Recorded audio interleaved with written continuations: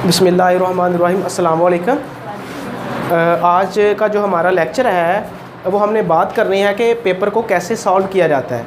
जो final examination है, जो फाइनल हमारे पास जो पेपर्स होते हैं उसमें पेपर को सॉल्व कैसे करना है, हाउ टू अटैम्प्ट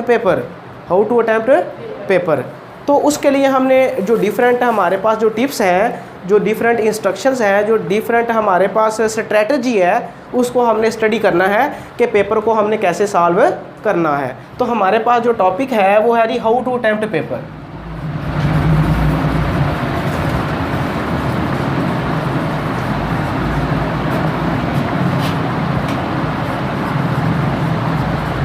ओके, ये क्वेश्चन मार्क है। फर्स्ट ऑफ ऑल हम बात करते हैं, बेटा हमारे पास डिफरेंट स्टूडेंट्स होते हैं जो यानी कि हमारे पास आते हैं और हमें यानी कि बताते हैं कि सर मैंने सारा साल मेहनत की। या ऐसे स्टूडेंट होते हैं जो सारा साल बहुत अच्छी मेहनत करते हैं, बहुत अच्छा पढ़ते हैं, लिखते हैं, याद भी करते हैं और पेपर में बहुत अच्छा यानी कि पेपर लिख के भी आते हैं। लेकिन जब आते हैं ना, जब रिज़ल्ट आता है उनका, तो कहते हैं कि सर नंबर नहीं आए, नंबर कम आए हैं। मैंने तो बहुत ज़्यादा लिखा था, मैंने ये भी लिख दिया था, वो भी लिख दिया था, ये भी लिख दिया था, तो नंबर बड़े कम आए हैं। तो क्या वजह है सर? असल में होता ये है कि वो बेटे पढ़ते तो हैं, उनके पास कंटेंट भी होता है, डाटा भी होता है उनके पास लिखने को, लेकिन उनके पास वो स्ट्रेटजी नहीं होती, वो प्लानिंग नहीं होती, वो पेपर को अटैम्प्ट करने का तरीका उनको नहीं आता कि जिसको फॉलो करते हुए वो पेपर को अटैम्प्ट कर सकें। बात की समझ आई है? असल में दो तरह के स्टूडेंट हैं। एक स्टूडेंट वो है जो यहाँ तो पासिंग मार्क्स लेता है या फिर वो फेलियर की लाइन में आता है, और दूसरा स्टूडेंट वो है जो 1000 प्लस नंबर लेता है या A+ ग्रेड लेके या बहुत अच्छे नंबर वो लेता है। तो इन दोनों के पेपर में कौन सा डिफरेंस है, कौन सा फ़र्क है, कौन सी स्ट्रैटेजी है जो एक ने की है और दूसरे ने नहीं की, तो इन्हीं को आज हमने 1 बाय 1 देखना है। बात की समझ आ रही है मेरा बेटा? ओके, अगर कोई क्वेश्चन हो तो आप उसको पूछ सकते हैं। राइट जी। अच्छा, बात हम कर रहे थे कि पेपर अटैम्प्ट कैसे करना है। एक बच्चा सारा साल उसने थ्रू आउट पढ़ा है, समझा है, लेकिन उसको किसी ने ये नहीं बताया। कॉलेजेस में भी और एकेडमीज़ में भी वो पढ़ता है, लेकिन उसको तरीके का नहीं पता, तरीक़ाकार का नहीं पता कि पेपर को कैसे अटैम्प्ट करना है। बात की समझ आई है? अच्छा, जब आपका पेपर एग्जामिनर चेक कर रहा होता है तो वो कौन से यानी कि जो स्ट्रेटजी है जिसको वो यानी कि मद्देनज़र रखते हुए आपका पेपर चेक करता है, ये क्वेश्चन है। तो जब आपने बेटा फाइनल पेपर में बैठना है तो पहला पॉइंट ये है कि आपने अपने सेंटर में जहाँ पे आपके पेपर्स हो रहे हैं वहाँ पे आपने टाइम पे पहुँचना है। अक्सर क्या होता है, कुछ ऐसे स्टूडेंट भी देखने में आए हैं कि जो सेंटर में लेट पहुँचते हैं या बिल्कुल टाइम पे पहुँचते हैं, तो जिसे कहते हैं उनकी दौड़ लगी होती है पेपर के दौरान। तो जब वो पेपर में बैठते हैं तो वो स्ट्रेस फील करते हैं, वो परेशान होते हैं, और इसी परेशानी में वो पेपर हो जाता है। फिर कहते हैं समझ नहीं आई पेपर कैसा हुआ था। जब क्वेश्चन किया, थोड़ा सा किया तो भूल जाता है उनको। जारी बात है वो परेशानी एक आने की। तो अगर बंदा थोड़ा सा वक्त से पहले जो है ना वो सेंटर में पहुँचे और रिलैक्स फील करे, जारी बात है जो पहले पहुँचता है तो वाकई रिलैक्स फील करता है, और जो लेट आता है उसकी सिचुएशन का तो आपको पता ही, वो बड़ा परेशान होता है। MCQs ऑब्जेक्टिव टाइप का पेपर शुरू हो चुका होता है। बात की समझ आई है ना? तो बेटा पहला जो पॉइंट है जो आपका पेपर अच्छा हो सकता है वो ये है कि आपने अपने सेंटर में टाइम से पहले पहुंचना है, वक्त की पाबंदी करते हुए। मेरी बात की समझ आई है ना? ओके जी, इसे टाइम मैनेजमेंट भी कहा जाता है। दूसरा जो पॉइंट है वो है आपके पेपर से रिलेटेड। आपने एग्जामिनर को इंस्पायर करना है। एग्जामिनर को क्या करना है जी? इंस्पायर करना है। आप एग्जामिनर को, जो बंदा एग्जामिनर को इंस्पायर कर गया वो अच्छे नंबर ले लेगा, वो अच्छे नंबर ले लेगा। अब क्वेश्चन ये राइज होता है कि एग्जामिनर को हमने इंस्पायर कैसे करना है, वो कौन से तरीक़ाकार है? एग्जामिनर को खुश कर देना है आपने अपने पेपर से। जब एग्जामिनर आपका पेपर ओपन करे और वो खुश हो जाए, वो उसका दिल खुश हो जाए कि इस बेटे ने बहुत अच्छा पेपर किया है। बात की समझ आई है? तो इसे कहते हैं इंस्पायर करना। बात की समझ आई है? तो आपने इंस्पायर करना है, कैसे करना है? नंबर 1, आपने पेपर को नीट एंड क्लीन, आपने जो पेपर लिखना है वो आपका पेपर नीट एंड क्लीन हो। वो आपका पेपर साफ़ सुथरा हो। क्या हो जी? साफ़ सुथरा। एग्जामिनर ने ओपन किया तो वाकई उसे पता चल गया यार बेटे ने बहुत ही प्यारा पेपर किया हुआ है। तो बेटा आपने जब भी पेपर अटैम्प्ट करना है तो साफ़ सुथरा हो, नीट एंड क्लीन हो, एग्जामिनर खोले और वाकई वो आपके पेपर से इंस्पायर हो जाए। बात की समझ आई है? तो ये है पहला पॉइंट है, नीट एंड क्लीन। ओके, दूसरे पॉइंट की बात करते हैं। आपने पेपर नीट एंड क्लीन लिखा है। अब जो सेकंड क्वेश्चन है वो ये है कि आपके पास बहुत सारे क्वेश्चन हैं जो पेपर में आपने अटैम्प्ट करने हैं। अक्सर आपके जो यानी कि अक्सर कॉलेजेस में और एकेडमीज़ में जो टीचर्स हैं वो यही बताते हैं कि बेटा जो क्वेश्चन आपको सबसे ज़्यादा आता है ना उसको पहले करना, जो उससे माठा आता है ना, उससे जो कम आता है उसको दूसरे नंबर पे करना, जो उससे कम आता है उसको तीसरे नंबर पे करना, और एंड पे कौन सा क्वेश्चन करना है जो सबसे कम आता है, जो सबसे। बेटा आपने ऐसा बिल्कुल भी नहीं करना, ये स्ट्रैटेजी बिल्कुल रॉन्ग है। क्या जो पेपर चेक कर रहा है, जो एग्जामिनर है, क्या उसे नहीं पता कि इस बच्चे ने जो पहला क्वेश्चन किया है वो बहुत अच्छा है, जो इसको आता था वो इसने अटैम्प्ट किया है, दूसरे नंबर पे इसने किया, क्योंकि वो भी टीचर्स होते हैं तो उनको भी ये जो फिलॉसफी है उसका पता होता है। बात की समझ आई है ना? आपने एग्जामिनर की नफ्सियात को समझ रहे हैं, वो आप एग्जामिनर की नफ्सियात को कैसे समझ सकते हैं? तो आपने क्या स्ट्रैटेजी अपनानी है इस मामले में। आपने दो क्वेश्चन को डिस्ट्रीब्यूट कर लिया कि ये मुझे बहुत अच्छा आता है और जो दूसरा क्वेश्चन है वो इससे मुझे कम अच्छा आता है, तो आपने पहले नंबर पे उस क्वेश्चन को करना है जो आपको दूसरे नंबर पे आता है। मेरी बात की समझ आई है? जो आपको दूसरे नंबर पे आता है उसको पहले नंबर पे करना है, और जो पहले नंबर वाला है उसको किस पे करना है? दूसरे नंबर पे। उसको कहाँ पे करना है? क्या होगा? एग्जामिनर ने आपका पेपर ओपन किया, उसे पता है इस बच्चे का पहला क्वेश्चन है, इसको आता था, इसने वही लिखा है, आपको उसके पूरे नंबर देगा। जब वो दूसरे क्वेश्चन पे आएगा ना, अब उसके जहन में ये है कि ये उससे थोड़ा सा कम लेवल का था, अब उसको वो अच्छी तरह से चेक करेगा, लेकिन वो आपने तो वहाँ पे वो लिखा हुआ है जो आपको बहुत अच्छा आता था। तो जब आपका वो क्वेश्चन चेक करेगा तो आप उसे वो पूरे नंबर निकलवा लेंगे। इसी सिमिट्री को यूज़ करते हुए आपने अपना पेपर सारा करना है, और जो सबसे एंड पे आपको जो माठा क्वेश्चन आता है, जो कम आता है, वो आपने यानी कि सेकंड लास्ट पे करना है, और जो आता है उसको फिर आप एंड पे कर लें। अच्छा। बात की समझ आई है ना? पहले जो पॉइंट हमने डिस्कस किया वो था नीट एंड क्लीन। दूसरा पॉइंट, अब पेपर नीट एंड क्लीन तो तब होगा जब हमारे पास क्वेश्चन वो जो शीट है, जो हमें दी जाती है वो हमारे पास होगी, उस पर हम लिखेंगे। उससे पहले भी एक पॉइंट आता है, वो पॉइंट ये है मार्जिन लाइन लगाना। क्या लगाना जी? Margin line. बॉर्डर ड्रा करना। बात की समझ आई है? क्या ड्रा करना जी? बॉर्डर। इसे मार्जिन लाइन भी कहा जाता है और इसे हाशिया भी कहा जाता है। आपने हाशिया लगाना है। क्या लगाना है जी? हाशिया। क्या लगाना है? हाशिया। अब हाशिया कहाँ पे लगाएंगे? सपोज ये हमारे पास एक क्वेश्चन पेपर है, ये उसका एक पेज है, ये आपके पास स्केल है, आपने स्केल लेके एक ही साइड पे हाशिया लगाना है। क्या लगाना है जी? सपोज ये मेरे पास पेज है तो मैं इस साइड पे एक बराबर इक्वल स्पेस जो है वो हाशिया लगा रहा हूँ। ये मैंने हाशिया लगा दिया जी।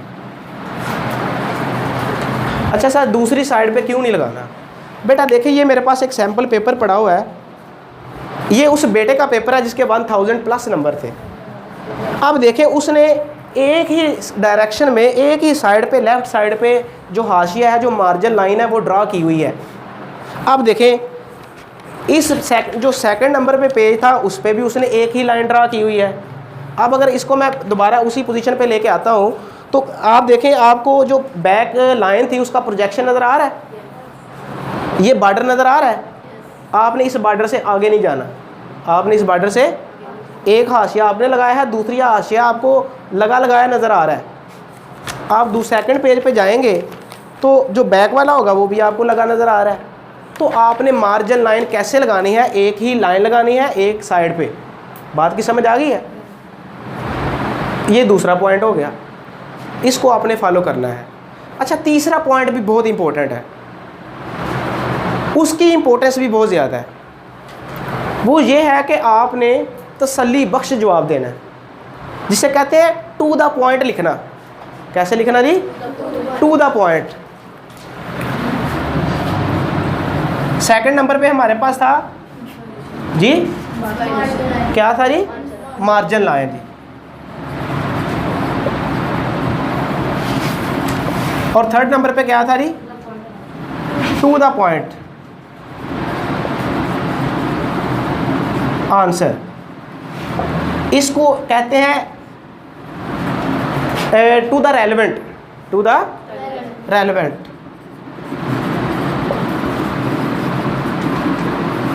क्या मतलब इसका? इसका मतलब ये है कि आपको एग्जामिनर ने पूछा है जी साउथ क्या है। एक बच्चा कहता है जी ईस्ट भी कोई चीज़ होती है, उसके साथ ही वेस्ट है, वेस्ट के साथ ही नॉर्थ भी है, फिर जाके साउथ की बात करता है। उसने स्टोरी सुनाई है, वो उसने शीट बढ़ी है, पेपर पेज ज़ाया किए हैं उसने। और एक बंदा है जिसको जो पूछा गया है उसने टू द पॉइंट वही चीज़ लिखी है कि जी ये है फलां चीज़। बात की समझ आई है? तो जिस बच्चे ने टू द पॉइंट लिखा है उसको उसके पूरे नंबर मिलते हैं, और जो कहानी सुना के आते हैं पेपर में उसको नंबर कोई नहीं मिलते।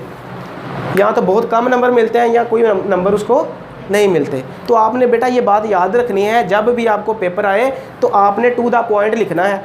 टू द पॉइंट तो वही बंदा लिखेगा ना जिसने घर से कोई याद भी किया हुआ है, जो घर से पढ़ के गया है। मेरी बात की समझ आ रही है? तो आपने पेपर को टू द पॉइंट लिखना है, रेलेवेंट डाटा जो कंटेंट है उसको लेके आना है, इररेलेवेंट आपने बात नहीं करनी। ये हमारे पास है जी थर्ड पॉइंट जी। फिर उसके बाद पॉइंट नंबर 4 है जी। पॉइंट नंबर 4 भी बहुत इंपॉर्टेंट है, वो है क्लोजिंग लाइन। कौन सी लाइन जी? Closing line. क्या मतलब जी क्लोजिंग लाइन का? एक स्टूडेंट है, उसने एक क्वेश्चन अटेम्प्ट किया है, उससे आगे उसने दूसरा क्वेश्चन अटेम्प्ट किया, तो उन दोनों में कोई फ़र्क नहीं किया उसने। एग्जामिनर जब वो चेक करता है तो ये समझता है कि ये हो सकता है पहले क्वेश्चन की हेडिंग्स है, तो वो पहला क्वेश्चन ही चेक करता है। तो 2 क्वेश्चन है, एक क्वेश्चन के वो नंबर दिए हैं उसने, दूसरे क्वेश्चन के नंबर नहीं दिए। तो बेटा जो है वो कहता है कि मैंने पेपर तो बड़ा अच्छा किया था, नंबर नहीं मिले मुझे पूरे, रीचेकिंग करवाते हैं आप। तो बेटा क्लोजिंग लाइन की भी बड़ी अहमियत है। क्लोजिंग लाइन क्या है कि जब आपका एक क्वेश्चन कंप्लीट हो जाए, जब एक क्वेश्चन का आंसर मुकम्मल कर लें, तो उसके एंड पे आपने एक लाइन ड्रा करनी है, जिसे क्या कहा जाता है जी? वो लाइन डिफ्रेंशिएट करेगी 2 क्वेश्चंस के आंसर के दरमियान। बात की समझ आई है? सपोज एक क्वेश्चन था, आपने वो ख़त्म हो गया, तो आपने यहाँ पे देखें, सपोज यहाँ पे आपने ये देखिएगा ज़रा, जब भी आपने क्वेश्चन करना है तो सेंटर में आपने लिखना है जी सेंटर में आंसर, क्वेश्चन नंबर 3। एग्जामिनर को पता चला गया कि क्वेश्चन नंबर 3 था, उसका आंसर जो है ना वो बेटा दे रहा है, इसके नीचे आप लगा दें लाइन। क्लियर है जी? फिर आपने कोई टॉपिक है उसको डिस्कस करना है, तो आप मार्कर के साथ, ब्लू मार्कर के साथ यहाँ पे हेडिंग दें, राइट जी। फिर डेफिनेशन की बात करनी है तो आप डेफिनेशन लिखें जी, डेफिनेशन इन्वर्टेड कामा में करें उसको, ये सारी डेफिनेशन लिखें।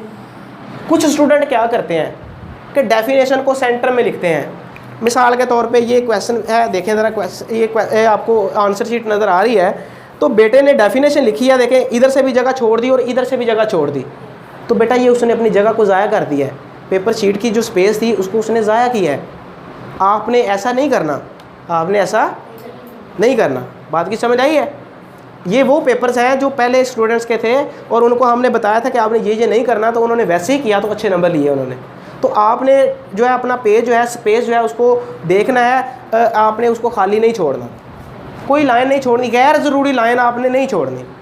अच्छा जी, ये आपने क्वेश्चन कर लिया सपोज, अब क्वेश्चन ख़त्म हो गया है, आपने सेकंड क्वेश्चन करना है, तो उससे पहले आप क्या करेंगे, एक लाइन ड्रा करेंगे।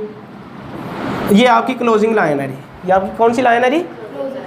ये लाइन क्या कर रही है, पहले क्वेश्चन को दूसरे क्वेश्चन में फ़र्क पैदा कर रही है।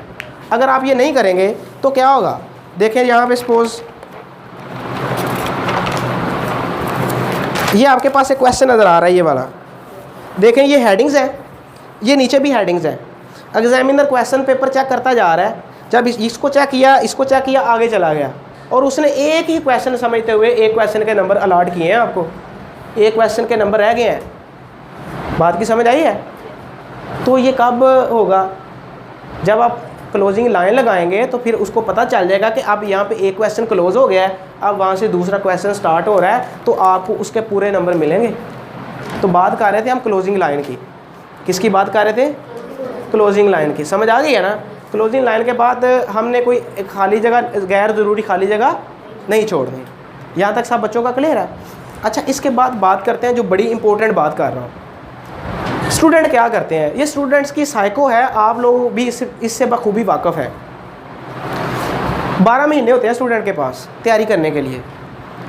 जब वो पहले तैयारी करता है तो एक बाल पॉइंट ले लेता है, रफ भी उससे ही करता है, जो टेस्ट हैं वो भी उससे देता है। 1 महीना गुजरता है, 2 महीने गुजरते हैं, वो बाल पॉइंट चेंज कर लेता है, कोई और ले लेता है, कोई और मार्कर ले लेता है। फिर 2 महीने गुजरते हैं, फिर कोई और पॉइंटर ले लेता है, फिर और बाल पॉइंट ले लेता है। और जब फाइनल का पेपर होता है तो 2-3 अच्छे से मार्कर ले लेता है और 1-2 अच्छे से पेन ले लेता है, ब्लू इंक वाले। अब भाई सारा साल वो प्रैक्टिस करता रहा किसी और चीज़ के साथ, फाइनल पेपर जब दे रहा है तो वो पेन से लिख रहा है, तो यहाँ पे आएगी प्रॉब्लम, लिखने में भी मसला आएगा, टाइम भी वेस्ट होगा उसका, उसकी जो हैंड राइटिंग है उसकी वो भी ख़राब होगी। तो क्या करना है फिर बेटा? करना ये है कि आपने जब तैयारी करनी है शुरू से तो एक ही चीज़ से करनी है।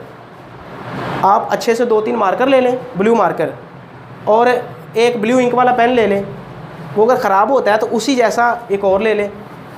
थ्रू आउट आप पूरा साल, पूरा सेशन जो है वो आप उसी से तैयारी करें, ताकि जब फाइनल पेपर में बैठे तो आपकी ग्रिप उस पर मजबूत हो, आपकी स्पीड भी उससे अच्छी होगी। मेरे ख्याल से आप ये पॉइंट भी समझ गए हैं। बात की समझ आई है?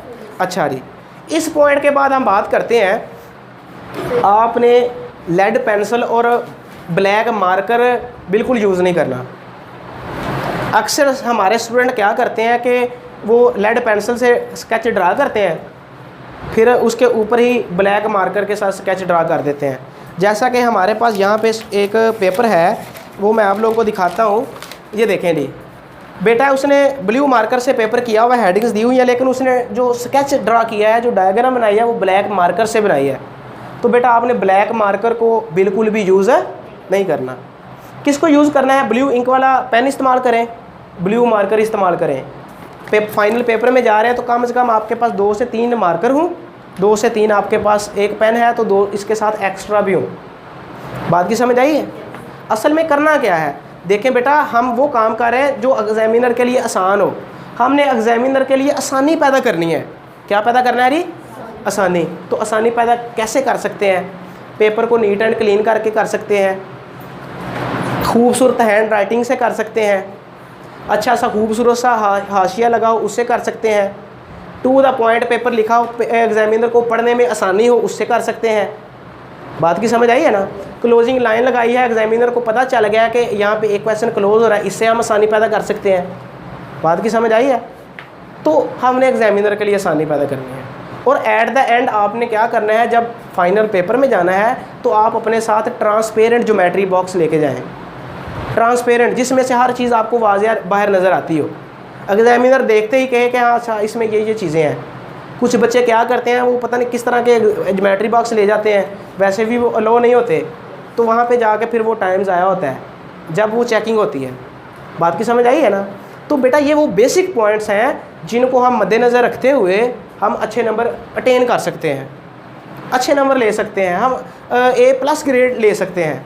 यही वो खसूसियात हैं जो अच्छे नंबर लेने वाले बच्चे होते हैं उनमें होती हैं, और जो अच्छे नंबर नहीं लेते वो इन्हीं चीज़ों को मद्देनज़र नहीं रखते, इनको इग्नोर कर देते हैं, और एट द एंड क्या होता है कि वो उनके नंबर अच्छे नहीं आते। बेज़ाहिर तो उन्होंने बहुत अच्छा याद किया होता है, बड़ी अच्छी उनकी तैयारी होती है, प्रेपरेशन होती है, लेकिन वो अच्छे नंबर हासिल नहीं कर पाते। आगे सबको किसी बेटे का कोई क्वेश्चन है तो वो कर ले। अच्छा जी, बेटे ने क्वेश्चन किया है कि पेपर में क्वेश्चंस होते हैं, क्या आपने फाइनल जो शीट मिली है आपको उस शीट पे करने हैं? बेटा असल में यहाँ पे 2 बातें हैं। एक बात ये है कि हमें जो शीट मिलती है ना फाइनल पेपर में, वो हमारे पास लिमिटेड शीट होती हैं, हमें उसके बाद कोई एक्स्ट्रा शीट नहीं मिलती। तो हमारे लिए वो शीट बड़ी अहम है, हमने उसको हमें बेतुका ही ज़ाया उसको नहीं करना। आपने क्वेश्चन पेपर अपनी शीट पे नहीं लिखना, जस्ट उसका नंबर देना है कि आंसर हम लिख रहे हैं फ़लाँ क्वेश्चन का। समझ आ गई है?